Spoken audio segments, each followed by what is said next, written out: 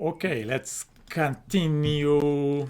And we spoke about the environment variables. Now I want to speak about different shell environments.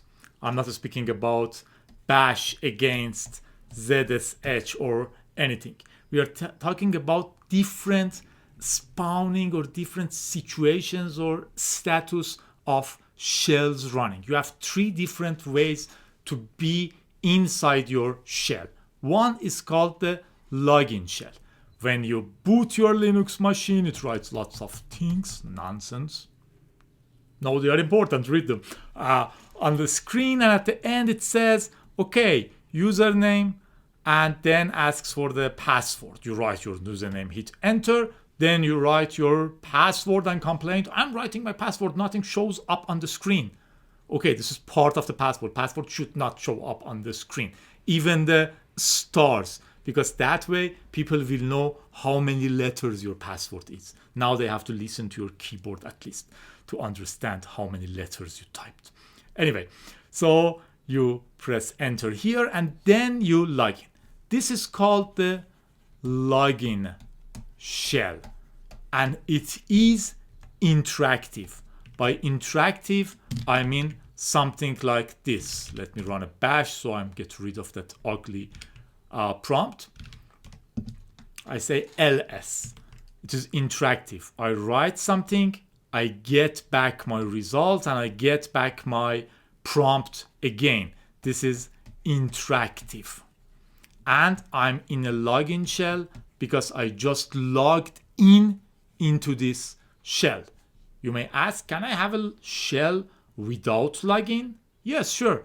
When you boot your computer in a graphical mode, you log in once, and then you go from a run menu or whatever menu you have, or you push the Windows key, we call it meta key, and for example, say terminal, and you run a terminal program, and you are in a new window with a shell in it. You started a new shell without logging into it. Or here I run a bash. I'm in a new shell, but I have not logged into this specific shell. Or programs like Tmux, which I love. If you don't know about them, just search and watch one of my videos, please. And I started a new shell. I started a new shell without logging in. So the second type of the shell is the first one was login interactive shell. The second one was the interactive non-login shell. And the third one is non-interactive shell. For example, I say sh script, run the script using the shell, or bash script, run the script using a bash shell. Or even if you do a ping, it spawns a shell and runs pings there.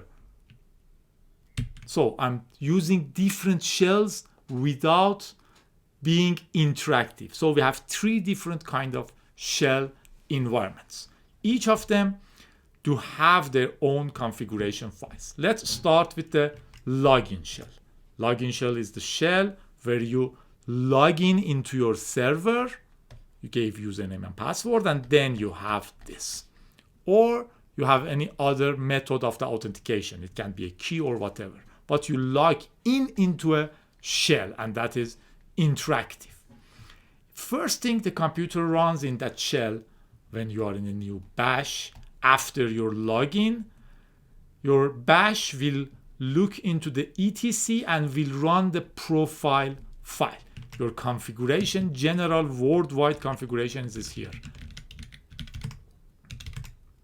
etc profile. It's a shell which does lots of things, check for the prompt. Then, in my case, which is Ubuntu and many new distros, it will check the etc profile D and will run whatever file you have there. So, first, the shell will run etc profile. Why do I have headphones? I was thinking why my voice is kind of weird. The reason is I had headphones. So, when you are in a new login shell, after logging in, bash runs, everything in etc profile will run. Most of the cases, one part of this etc profile will look into etc profiles D and will run whatever is there. So on my Ubuntu, I can say ls etc profile D. You can see some scripts are there and my shell will run them one by one. Then it looks for 3 different files. One is on my own home directory, bash profile. The other one is bash login. The other one is dot profile. All of them do have a dot in the beginning. If this is found, this will be run and not the others. If this is not there, the system will check for this one. If this is found, okay, runs this and forgets about this. If this is not found, we'll try to find this and run this. So only one of these will run with the priority like this. We'll try this one. If it's not there, we'll try this one. If it's not there, we'll try this one. And if any of them are there, won't try the next one. So when you are in a login shell, first etc profile will run whatever is here. Then one of these, if it is present, goes like this. And at the end, we'll go for home, your username. For example, in my case, it's homejadi.bashrc. In my case, let's go to my home, ls won't show any file with a dot in front of it. These are hidden files in the Linux world. So I can say ls-a. You can see that I have a dot profile. So this is run. Then I have a dot bashrc for sure. It's here. So bashrc runs too. In many best practices, if you want to add something to your own configurations, add it here. For example, you may want to change your path. You will say vi in my home directory, edit the bashrc. So in my case, as you can see, if you want to add something, you can say, okay, export, my name is Jadi, because I will need this every time I log into the bash. Or for example, a more useful one, export path. You know about the path. That's the environment variable which tells the bash where to find executable files. You can say, okay, my path is $path. So up to now, you define the path equals whatever you had in the path and add to it, because we know that different parts of the path is separated via a colon. For example, home jadi bin, also search here. So now I have this in my bashrc, and every time I'm inside the bash via the login method, this runs, and this is added to my original path, which comes from one of these configuration files normally. Okay? So this was the login shell. Interactive non-login shell, now you are logged into the system. From the menu, you run a new terminal. You run a new bash command. You write xterm.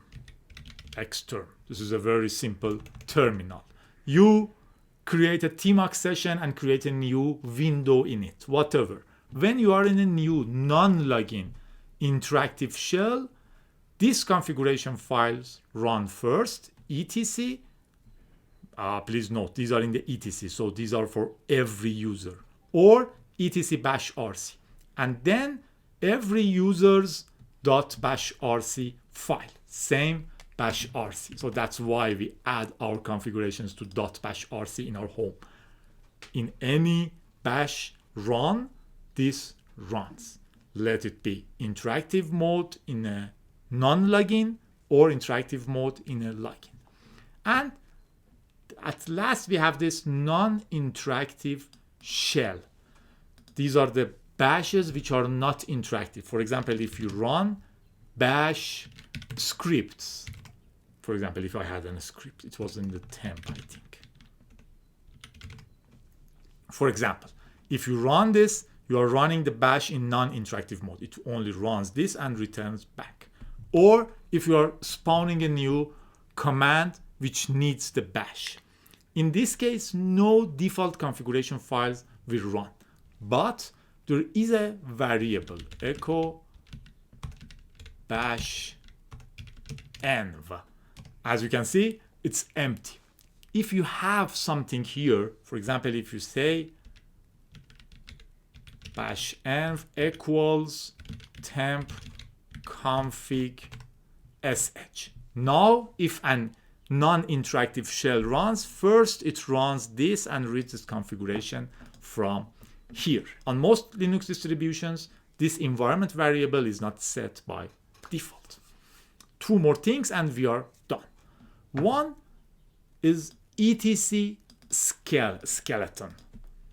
If you go to C etc skel, you don't have any files here, but with -a, you have 3 files here: bash logout, bashrc, and .profile.